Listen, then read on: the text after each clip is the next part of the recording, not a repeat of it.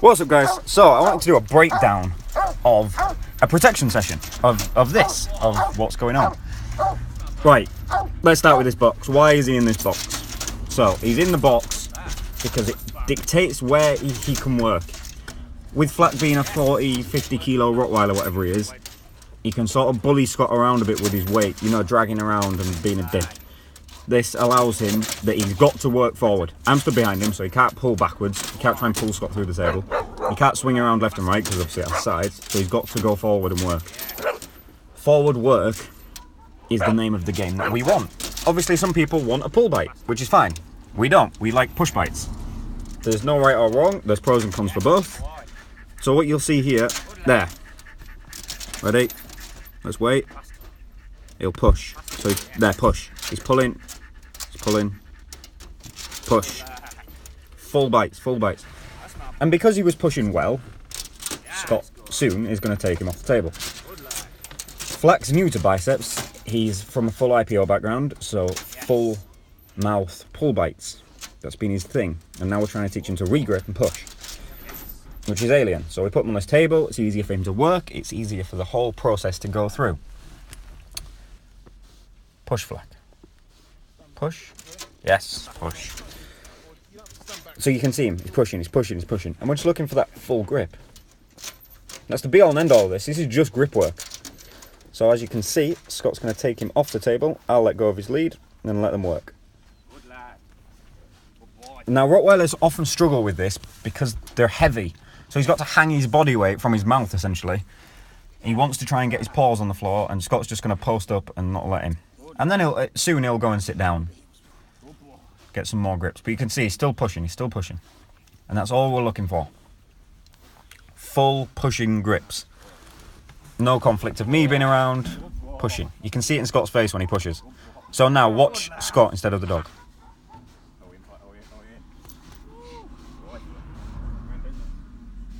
Nice and calm. There, you see it? It fucking hurts, guys, when you've got a Rottweiler with a full grip. It definitely hurts. And here we're just looking for calmness, just no conflicts, just stay in there, Flacky, do the work. Just letting the dog work at this point, really. I mean, I'm sure Scott, from the decoy's perspective, would have other views on this and other information to give. Unfortunately, right now, I'm not with him. But maybe we could do that one day, do a dual voiceover from handler's perspective and from dog's perspective. So now we're going to go to the floor just to see how it'll work here. It's just another position, guys. The decoy is now very, very overpowering of the dog. Dog can't go anywhere. So a lot of dogs start freaking here. Is he going to push? He does. As soon as he pushes, he gets his space again. Tail's going, happy as anything. This is where my dogs are in their ultimate happy place. This is like their Christmas. Pushing, pushing, pushing. And the reason I'm constantly in and constantly stroking him and giving him verbal support is for exactly that. We're a team. You know, it's me and Flack. He needs to know that he's not just always getting left on his own, thrown into the fucking shitty deep end to get the work done. Like, oh, Dad's here. We've got this. We've got this. It's just support for your dog. Not enough handlers support their dog, and I'm guilty of it at times as well. Everybody's has been guilty of it and will be guilty of it again, just wanting the dog to work. But there's a fine line between being supportive and letting the dog work. Like we got it right this day. This was a very good session. You can still see now we're 4 minutes into this grip and his bite's still completely full. Scott saying he used to be an IPO dog. Super grips, pushing, pushing, pushing. And it's just what we're looking for. I wanted to break this down just because a lot of people don't know what's going on. So this is Khaleesi. Right, this is important, this bit. Right, this looks much more aggressive than it is. He's kind of just pushing her with his knees here. And it's just external pressure. Stay in the fight, stay in the fight, stay in the fight. And we're letting her work more on her own at this point. I'll come in a minute and help her. There we go. She's much further on in this game. She's actually sat next to me as I record this now, watching the video. She's much further on in this game. She understands pressure. She understands to stay in the fight. And she'll get stressed and she'll get a bit concerned and be like, whoa, is this what's meant to be happening? And we just support her through it. So here, we're just gripping. She's a bit too far to his chest here, which is less than ideal, but it's where she ended up, so it's where she ended up. I don't know if you can hear her panting. She's next to me as I record this. Good girl. You see her pushing just like Flackers. Push. Push. Just want that constant full grip all the time. I really wish as well she didn't have that white line of hair on her tail. It looks horrible. It would look so much nicer black. Get your paws off me. I'm not stroking you. It's not really on your arm, is she? You see her pushing in? So again, this is grips, but this is grips with much more external pressure. And you're going to see the pressure get ramped up considerably here. Basically, after night trials, we withdrew a lot from the account of Khaleesi at night trials. It was a hard fucking trial. After that, we just deposit the funds back into the Bank of Khaleesi. So everything was easy. She was winning all the time. And this is just a good session for her to remember, not that she loses, because she always is going to win, but to remember that sometimes she's got to really fight for it. Sometimes it can get difficult, because they get a bit complacent. You know, like, oh, I'm boss around here, this is easy. So then we just turn it up, and then we'll turn it back down the next session. And it'll be considerably easier again. There, straight up against the fence. So this is environmental pressure, essentially. And spatial pressure, I guess. Environmental pressure being pressure from the things around us. Spatial pressure being that she can't go anywhere. The decoy is very imposing here. Right over him. Back in the chair.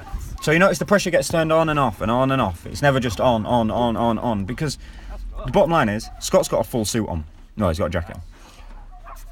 He's at a vast advantage here. If this was dog on skin, this wouldn't be going on. The dog would have won this game by now. But we've got to play for that 1% criminal. In real life, Scott's not going to be able to bash her against walls and fences for 20 minutes like he can in this video with a suit on. So you've got to start being fair with it. You know, bit of pressure on. She pushes, pressure goes off. And you can still see, tail's going, happy. I'm still talking her, supporting her. Pressure on. Push. So now he's going to carry her. Can she stay in the bite? And you can see she's completely comfortable in the bite here. Well, I think she is anyway. Like I say, Scott might have different things to say because he knows what it feels like. Bit of noise. That's just an aluminium box, that guy. It's very, very light. So that was probably for the noise more than the physical act of touching it. Now we're back to pushing. Back to grips. Yes, good. And then can she be worked like this? She's almost upside down here. Still comfortable. Still staying in the bite. And like I say, the important thing here with this pressure game is that it goes on and off and on and off. It's ebbs and flows. She's essentially losing and then she wins, and she feels like she's losing and then she wins. Because it gets to a point where the dog starts working out that no matter what this guy does, if I keep pushing, he stops. And that's how you create these unstoppable, unbreakable dogs. Because obviously the pressure just goes up and up when it goes on. You know, she's a 3-year-old. Well, when she's 6 and has been at this 3 more years, the pressure will be considerably higher when we play these testing games. But then it always comes off. So now, pressure's on. The pressure's staying on for some time on this one. And this is, again, spatial and environmental pressure. So she can't go anywhere. He's physically laid on her. Oh, and now we've got auditory pressure. The noise of the barrel being hit. She can't go anywhere. She's got to keep biting. I'm tapping Scott's arm and supporting her. Saying, good girl, let's go. You got this. And there she is. I'm just making sure all her collars are straight and not choking her. Pressure comes off, pressure goes on. So now again, spatial. This is physical now, isn't it? This is a fight. But if you look at her, if you zoom in on your frame now, she's still biting him. You saw a little bit of panic, like shit, what the hell's this? She's never been laid on like this. And obviously he hasn't got his weight on her, it's just so she can't move. Pushing. Good girl, you're doing the right thing. Keep fighting. She keeps fighting, the pressure goes off. She's getting tired at this point now. It's been a long bite work session. And a lot of stress in it. And when I say stress, guys, it's not like people. You see, she's getting a bit dirty now because she's sick of it. I'm too tired. You're gonna add the pressure again. So she's trying to go up to his face now at this point. It's called getting dirty in the industry. So, quick breakdown of what went on. Hopefully you enjoyed that. It was definitely something different. I'll see you soon.